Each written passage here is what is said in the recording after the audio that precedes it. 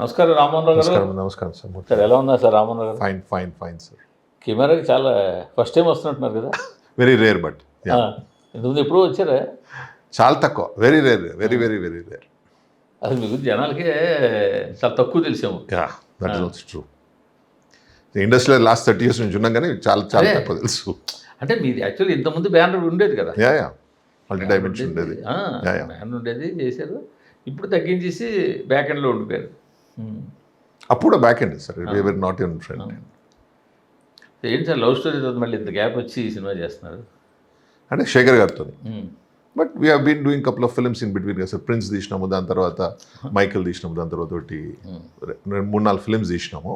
But Shekhar గారు after committing Dhanush గారితో commit చేసినాక after 2 years we started.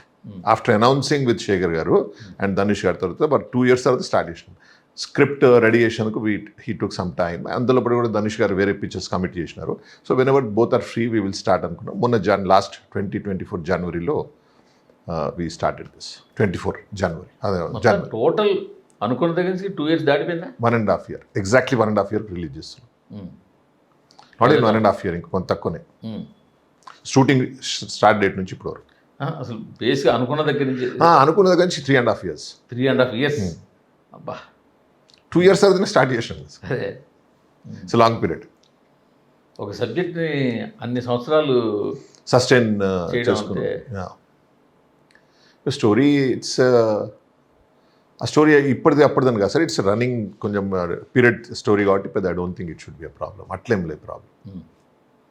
Dhanush గారుని you know both of them are so concentration stories వాళ్ళ మీద ఎట్లా మీరు శేఖర్ గారు ధనుష్ గారు ఎట్లా చేస్తారో మీకు తెలుసు కదా. So I don't think that should be a problem. But ఇప్పుడు శేఖర్ కమల్ లాంటి డైరెక్టర్తో సినిమా తీసేటప్పుడు మీ పోర్షన్ చెక్కుల మీద సంతకాలకు పెట్టడానికి మించి ఏమైనా ఉంటుందా అసలు? జనరలీ నేను అనుకుంటున్నా 75% ప్రొడ్యూసర్స్కి అదే position. But it is little different for us. Coordination కొంచెం ఎక్కువ ఉంటుంది అతనిది. ఎవ్రీ ఆఫ్టర్ ద షెడ్యూల్లో ఒకసారి కూర్చొని ఎట్లా ఉంది, ఏంది, ఏమవుతుంది అనేది, మాకు బడ్జెటింగ్ ఏంది, ఇంకా ఫర్దర్ మేము ఏం షూట్ చేద్దాం అనుకుంటున్నామా, దాని బడ్జెట్ ఏంది, మేము మాట్లాడి చేస్తుంటాం. క్రియేటివ్ పార్ట్లో definitely we have nothing to play much. Except first we heard the story, line innamo, then we thought Shekhar garu, we know because we have been working with him okati, and other than that also we have seen all his films and how his film మీద ఎసిన touch ఉందో మాకు idea ఉంది కాబట్టి on that we are. Final output దగ్గరైనా మీరు కొంచెం చూసుకోవడానికి chance ఉంటుందా? ఉంటుంది సార్, ఉంటుంది. కానీ ఏమున్నది, ఏమైనా ఉంటే మనం ఏమన్నా ఈ పోర్షన్ తీసేస్తే బాగుంటుంది, ఈ పోర్షన్ ఉంచితే బాగుంటుంది అని మాట్లాడుకుంటుంది తప్ప all the film is short and we're ready to release also. చూసారా? చూసినాను. ఫస్ట్ కట్ అప్పుడు చూసినాను. వితౌట్ మ్యూజిక్, వితౌట్ డైలాగ్స్ అవన్నీ చూసినాను. బాగుంది. Good film. సో కొంచెం కల్ట్ మేకింగ్ ఉంటుందా? It's a different genre for Shekhar గారు అండి. Basically it's an film is on mainly on rich and poor and hawala transactions ఎట్లా అవుతాయి ఏంటి అనే దాని మీద ఎక్కువ ఫిల్మ్. ఎమోషన్స్ మీద ఎక్కువ. అంటే శేఖర్ గారు స్టోరీలా పెద్ద స్టోరీ ఇష్యూ లేకపోయినా ద వే ఉమెన్ టచ్ ఎట్లా ఉంటుంది, మనిషి ఎట్లా ఆలోచిస్తారు మనం అనే దాని మీద ఎక్కువ ఉంటుంది సినిమా. బట్ ఇలాంటి సబ్జెక్ట్లో ఆ హ్యూమన్ ఎమోషన్స్ అవన్నీ రెండు మ్యాచ్ అయ్యాయి సార్. ఇప్పుడు థ్రిల్లర్ అంటే ఎలా ఉండాలంటే ఒక రేసీగా ఉంటుంది, క్యూరియాసిటీ జనరేట్ చేస్తుంటుంది, సీటిడ్జ్ని కూర్చోబెడుతుంది. అదే శేఖర్ గారు టచ్ వేరంటున్నారు కదా సార్. దట్స్ శేఖర్ గారు టచ్ ఏంటంటే మ్యాచ్ అవుతాయా sir? It's a difficult task but that's Shekhar's golden touch. ఆయన అసంటి వాటిల్లో ఇప్పుడు మీరు you take his leader. Shekhar గారి స్టైల్ ఆఫ్ ఫంక్షనింగ్లో లీడర్ అనే సినిమా చూడంగానే మనం ఎట్లా ఊహిస్తాము.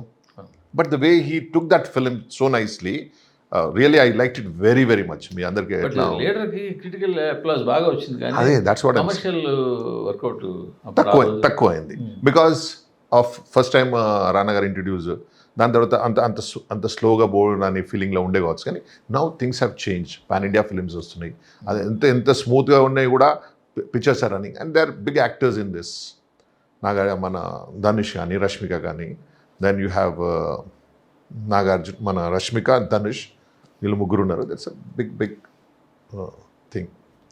టోటల్ మీ కెరీర్లో కానీ మీ పార్ట్నర్ సునీల్ గారి ప్రొడక్షన్లో కానీ ఇంతవరకు చాలా హై బడ్జెట్ సినిమా ఇదేనా? 100%. ఒక 150 CR దాకా అయిందా? యా, మీకు తెలిసినట్టున్నాను figures. Too much of involvement of your in film line కాబట్టి కొంచెం మీకు ఎక్కువ తెలిసినట్టు. మరి ఎట్లా మ్యాచ్ సమ్వేర్ దేర్ ఓన్లీ. దాన్ని పర్వాలేదా మరి ఎట్లా మ్యాచ్ అవుతుంది? Yeah, there is some film తీసేటప్పుడు ప్రతిసారి కొంచెం రిస్క్ ఉంటుందని తీస్తాం కదా sir. That we're prepared and we're making. Other than film making ఏం చేస్తారు మీరు? I mean to real estate also. My son is a contractor, so అది కూడా నేను చూస్తుంటాను ఆన్ ఓవరాల్. ఎలా ఉందండి రియల్ ఎస్టేట్ మార్కెట్? ఇప్పుడు డౌన్ ఉంది. అందరూ డౌన్ ఉంది అంటారు. ఎందుకు డౌన్ ఉంది అంటారు అసలు? In both states, not only in Telangana, both in Andhra Pradesh and ఇక్కడ కూడా అదే మాట వినిపిస్తుంది.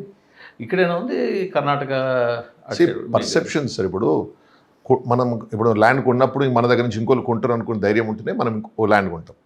It's not that every time we buy land and keep it to our self. మనం కొని దాంట్లో ఫ్లాట్స్ కట్టి అమ్ముదామనో, లేకపోతే మనం ల్యాండ్ కొని ఇంకోళ్ళకి అమ్ముదామనో. సో అక్కడ మనకు బయ్యర్స్ ఉన్నారు అనుకుంటే ఇట్స్ ఎవ్రీ బిజినెస్ సార్. అక్కడ బయ్యర్ ఉన్నాడు అనుకుంటే మనం ఇమీడియట్లీ ల్యాండ్ కొంటాము, దాన్ని ఇన్వెస్ట్ చేస్తాం, ఎక్కడి నుంచి ఇక్కడ ఫ్రెండ్స్ దగ్గర తీసుకొచ్చి ఇన్వెస్ట్ చేసి ఇంకొనికి అమ్ముతుంటాం. అసలు ఇప్పుడు కొంటడో లేవడో లేదో అనుకున్నప్పుడు మనం అసలు కొనం. సో ఎవరు కొనకపోయారు ఆటోమేటిక్ మార్కెట్ డౌన్ అవుతుంటుంది. అంటే it's psychological game also in fact. Market down ఉంది అనడం వల్ల కొనేవాళ్ళు అమ్మేవాళ్ళు అంతా కూడా డౌన్ అవుతారు కదా. That's a basic. ఇప్పుడు సార్ ఒక సినిమా వస్తుంది, చాలా క్రేజీగా ఉంది అనుకోండి, మనం కొని ఎగ్జిబిటర్ కూడా రెడీ ఉంటాడు, ఎంజీ పెట్టదనుకో, ఎన్ఆర్ఐ పెట్టదనుకో, ఏదో ఒకటి. అరే నా థియేటర్లో ఇస్తారంటే నేను అడ్వాన్స్ ఇస్తా అంటాడు, ఏదో ఉంటుంది కదా. మనం అడ్వాన్స్ వచ్చే ఎక్కువ బాగా అడ్వాన్స్ ఇచ్చే సినిమాలు కూడా డిస్ట్రిబ్యూటర్లు కొనేటోళ్ళు. ఇప్పుడు డిస్ట్రిబ్యూటర్లు చాలా తక్కువ అయిపోయిన సిస్టమ్. ఇంతకుముందు అడ్వాన్స్ వస్తుంది అనుకుంటే నేను first film distribution started with Chiranjeevi గారు. అయితే ఏమంటుందంటే మనం సినిమా కొంటే మనం ఎంత సినిమా కొన్నామో అన్ని పైసలు ఇచ్చే ఛాన్స్ ఉండే ఒకప్పుడు, if you are good distributor, known distributor. ఇది సైకలాజికల్ గేమ్ అంటే ఎవరైనా ఆడుతున్నారంటారా? లేదు, ఎవరు ఆడేది ఉండేది సార్. అట్లా ఎవరు పెద్ద ఒకరు దీంతో ఆడేది కాదు. Real estate is a big this thing. కానీ ఓవరాల్గా ఏంటంటే జనరలీ గవర్నమెంట్ చేంజ్ అయినప్పుడు ఒక పర్సెప్షన్ డెవలప్ అవుతుంది, మంచిగా చెడ్డ ఏదో ఒకటి అవుతుంటుంది. When TRS was they was a perception, పోతుంది అసలు హైదరాబాద్ ఎక్కడికి పోతుందో అనేది దాంట్లో ఉండే. వన్స్ గవర్నమెంట్ చేంజ్ అయినాక there is a different perception ఉంది కాబట్టి కొంచెం తక్కువ ఉంది. But Hyderabad is not going to fall అండి. What about other states? Karnataka, Chennai and Karnataka చాలా బెటర్ ఉన్నాయి ఇప్పుడు బికాస్ ఆఫ్ అవర్ ఫాల్. అవునా? యాక్చువల్లీ ఇక్కడ నుంచి కాంట్రాక్టర్స్ అక్కడ పోతుండ్రు, బిల్డర్స్ అక్కడ పోతుండ్రు. So naturally it will be good. మరి అక్కడ లేని మన దగ్గర ఎందుకు problem? Only in Telugu states. అదే అండి, నేను అదే అంటున్నా, పర్సెప్షన్స్. గవర్నమెంట్ చేంజ్ అయ్యి కాబట్టి ఏదవుతుందో అని అనుకొని కొంచెము అయితే ఎవరు కొంటారు. ఇప్పుడు పోనీ ఆంధ్రాలో అంటే ఇంకా 1 year అయింది, కొంచెం టైం పడుతుంది సెటిల్ అవ్వడానికి, ఆటోమేటిక్గా. ఇక్కడ ఆల్రెడీ దగ్గర ఇక్కడ 1.5 years కదా సార్. 1.5 అయింది కదా, మరి ఇప్పుడు సెటిల్ అవ్వాలి కదా ఇప్పటికి. అదే సార్ నేను ఏమంటున్నాను సార్, ఇండస్ట్రీస్ వస్తున్నాయి, అవి వస్తున్నాయి, ఇది వస్తుంది అనుకుంటే ఎక్కువ స్టార్ట్ అవుతుంది. ఇప్పుడు ఉన్నాయే అయితే అప్పటికే I think in government of TRS గవర్నమెంట్లో ఉన్నప్పుడు ఏమైందంటే చాలామంది బిల్డింగ్స్ స్టార్ట్ చేసేసినారు. ఇప్పుడు అవి సేల్ చేసేందుకే అయితలేవు. సో కొత్త వాళ్ళు కట్టడం అసలు అంత ఎంకరేజింగ్గా లేదు. బట్ రెండోది అసలు మిడిల్ క్లాస్ పీపుల్కి అందుబాటులో లేకుండా అయిపోయాయి కదా రేట్లన్నీ కూడా. అట్లే లేదు సార్, సేమ్. ఇప్పుడు మనం 5-star హోటల్లో పోయి చాయ్ తాక్కుంటా అరే ఏమో అందుబాటులో లేదనుకుంటే తప్పదు. Not only where you are buying, you want to buy in Jubilee Hills, definitely అందుబాటులో ఉండదు. You are buying in Kokapet, అందుబాటులో ఉండదు సార్. ఈవెన్ ఇన్ కూకట్పల్లి ఇలాంటి ఏరియాల్లో స్టాండ్ ఎలోన్ అపార్ట్మెంట్లు కూడా అరౌండ్ 7,000 to 7,000 చెప్తున్నారు సార్. కొంపెల్లి 5,000, 6,000 దొరుకుతున్నాయి sir. You are getting Kukatpally కూడా 7,000 దొరుకుతుంది, 6,000. కొంపెల్లి ఒక సమ్ లోపల and good place sir Kompally. Connectivity 2,000 దొరికేది సార్, 1,800 దొరికేది కనెక్టివిటీ. ఆ టైంలో కూకట్పల్లి 3,000 ఉండేది. అదే ఇప్పుడు 5,000 connect sir. Kukatpally sir 6,000 to 7,000. అవునా? అంటే but overall what I'm seeing is other than this area very normal. ఈ స్టాండ్ ఎలోన్ తగ్గిపోయి ఈ గేటెడ్ కమ్యూనిటీ అనే మోజు పడడం వల్ల కూడా ప్రైసెస్ బాగా అప్ అయిపోయింటారు. గేటెడ్ కమ్యూనిటీ అవి ఇంకా అసలు టూ మచ్ అయిపోయింది సార్. 25 crores ఒక్కొక్క ఫ్లాట్ అట్ ఎయిర్పోర్ట్. అంత వదిలేండి, అవన్నీ వదిలేస్తే ఒక మిడిల్ క్లాస్ వేలో ఒక 1,200 SFT ఫ్లాట్ కొంటే తప్పించి ఆడికి ఫ్లోర్ ఏరియా 800 to 900 రాదు. అంతే 25% అయితే పోతుంది ఎట్లా. కామన్ ఏరియాస్ మీద 25% పోతాయి కదా. 30% పోతుంది. Yeah. సో 1300 to 1200 పెట్టుకోవాలంటే అక్కడ 10,000 పడుతుంది ఎక్కడ అంటారు గేటెడ్ కమ్యూనిటీస్లో. అంటే 1.3 CR to 1.5 CR పెట్టాల్సి వస్తుంది. సార్ కాస్ట్లీ ఉంది, నేను లేదంటలేను. But there are only certain places అని నా ఫీలింగ్ స్టిల్. మన ఫ్రమ్ కూకట్పల్లి కానీ ఫైనాన్షియల్ డిస్ట్రిక్ట్లో కానీ గండిపేట వరకు కొంచెం హాట్ ఉంది ఇప్పుడు. Other places are not that hot. ఇప్పుడు మీరు మెహదీపట్నం ఇటు ఇవంతా దగ్గరనే, but you don't have that kind of cost. అందరికి ఏంటంటే చాలా అందరికి రింగ్ రోడ్డు, రింగ్ రోడ్కు అవైలబిలిటీ ఉండాలి, మంచి కల్చర్డ్ సర్కిల్స్ ఉండాలి అనే దాని మీద పోతే వరకు న్యాచురల్లీ కాస్టింగ్. అంటే మీరు యాజ్ ఏ బిల్డర్కి ఫ్రాంక్గా చెప్పండి, 10,000 ఎస్ఎఫ్టీ ప్రైస్ ఉంటే మీ మార్జిన్ ఎంత ఉంటుంది అందులో? Sir it all depends. మనం ల్యాండ్ ఎప్పుడు కొన్నాము, ఎప్పటి నుంచి డెవలప్ చేస్తున్నాము అనేది పాయింట్. సార్ ఇప్పుడు మనం పీక్లో వచ్చినాం. ఇప్పుడు ఎగ్జాంపుల్ ఇప్పుడు కట్టేటోళ్ళు definitely there are some builders with 100 crores of loss in one project sir బిల్డింగ్లలో. ఎందుకంటే యూజువల్గా ఏం చెప్తారు, ఒక 2,000 రూపీస్ పర్ ఎస్ఎఫ్టీ. అది మీరు ఇదే సార్ రాంగ్ కాన్సెప్ట్లో ఉంటారు. ఇప్పుడు 5,000 rupees per square feet కడుతున్నారు. కన్స్ట్రక్షన్ కాస్ట్ చెప్తున్నాను నేను. మీరు ఇప్పుడు మనోళ్ళు తీసుకున్నారు కానీ చాలా మంది మీ ప్రొడ్యూసర్స్ తీసుకున్నారు, మీరు తెలుసుకోండి. వాళ్ళు 16,000 rupeesలో ఉంటున్నారు.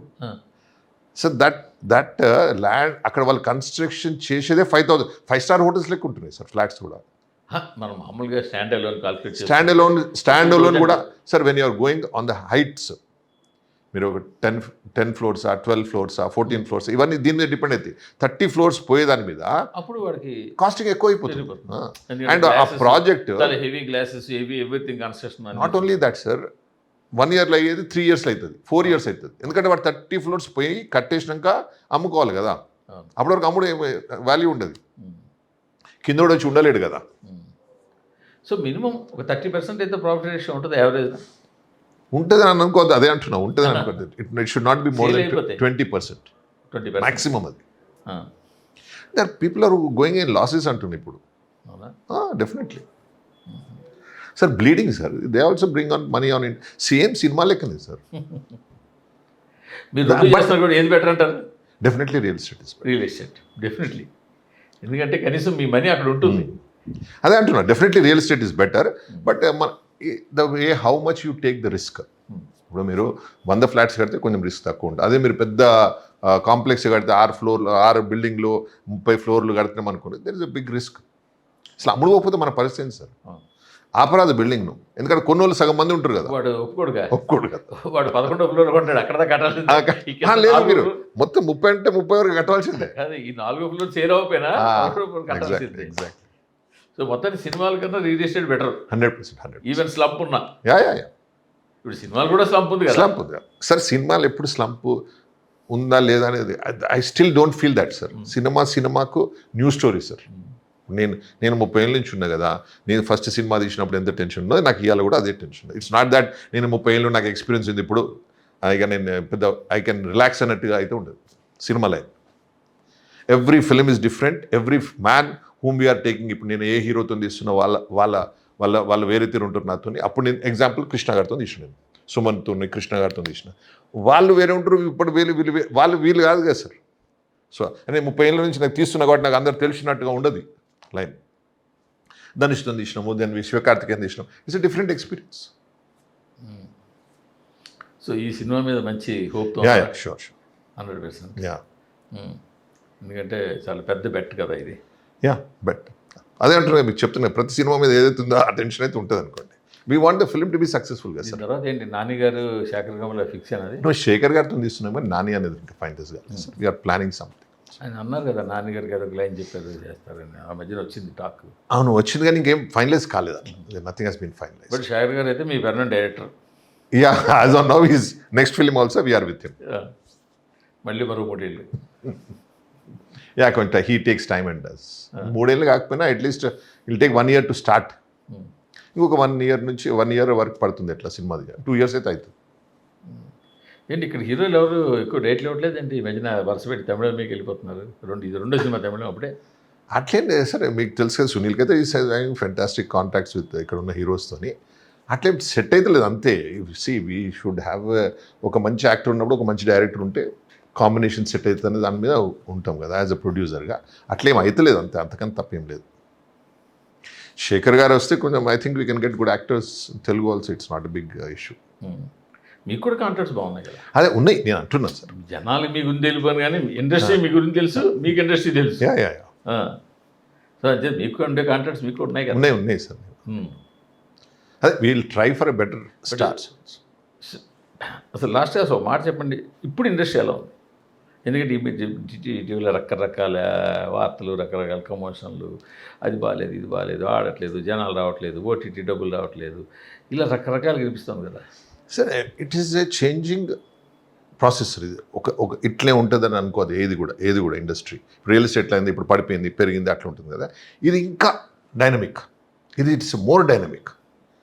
యూ కెనాట్ టేక్, ఇప్పుడు మనము జనరల్ ఇట్లా అదే థియేటర్లో బంద్ చేస్తుండ్రో అంటే అని బెదిరిస్తుండ్రా అన్నట్టుగా ప్రొడ్యూసర్స్ అనుకుంటుండ్రు. మీరు బంద్ చేసినప్పుడు ఏం లేదా అని వాళ్ళు అంటున్నారు. So this all it happens in every industry, this happens sir. వీళ్ళు బంద్ చేసిన తప్పు కాదు, వాళ్ళు కూడా వాళ్ళు ఎందుకు బంద్ చేసుకుంటే సార్, ఇప్పుడు థియేటర్ నేను కట్టుకున్నా, ఎందుకు బంద్ చేస్తారు sir? Why will I stop my theatre? I want every film to be screen in my theatre. ఏదో తక్కువ వచ్చిన మంచిదే కానీ కొంచెం వస్తే చాలు, నష్టపోకుండా చాలు అనే దాంట్లో థియేటర్స్ ఓనర్స్ ఉన్నారు. And they are losing, bleeding actually. Single theatres owners are bleeding. That we should take very seriously. Because of them, Telugu and Tamil industry is much better than Hindi. ఇన్ని screens ఉన్నాయి కాబట్టి, మనం వేయంగానే ఇంత షేర్లు వస్తున్నాయి కాబట్టి ఇది బెటర్ ఉన్నది. దాన్ని మనం డిస్ట్రాయ్ చేసుకుంటా అంటే 100% దెబ్బతింటాం. మీ సినిమా కుబేర థియేటర్లో బాగా ఆడాలి. సో మీ ఆ బ్లీడింగ్ లేకుండా కొంతమంది థియేటర్లను కాపాడాలి. I wish that we should do that. మీ సినిమాని కొన్ని డిస్ట్రిబ్యూటర్ బాగుండాలి, మీరు బాగుండాలి, ఎందుకంటే కంటిన్యూగా చేస్తుంటారు కాబట్టి. So thank you so much. Thank you sir. Thank you.